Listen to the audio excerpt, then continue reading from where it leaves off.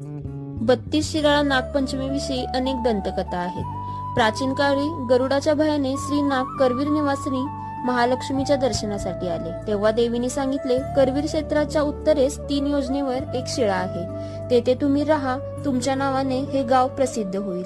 श्रावण शुद्ध पंचमीला तुमचे पूजन होईल।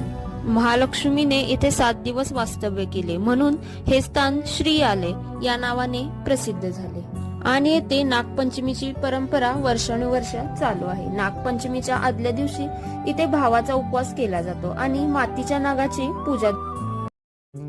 32 शिराळा नागपंचमीविषयी अनेक दंतकथा आहेत। प्राचीन काळी गरुडाच्या भयाने श्री नाग करवीर निवासिनी महालक्ष्मीच्या दर्शनासाठी आले। तेव्हा देवीने सांगितले, करवीर क्षेत्राच्या उत्तरेस 3 योजनेवर एक शिळा आहे, तेथे तुम्ही राहा, तुमच्या नावाने हे गाव प्रसिद्ध होईल। श्रावण शुद्ध पंचमीला तुमचे पूजन होईल। महालक्ष्मीने येथे 7 दिवस वास्तव्य केले, म्हणून हे स्थान श्री आले या नावाने प्रसिद्ध झाले आणि येथे नागपंचमीची परंपरा वर्षानुवर्ष चालू आहे। नागपंचमीच्या आदल्या दिवशी इथे भावाचा उपवास केला जातो आणि मातीच्या नागाची पूजा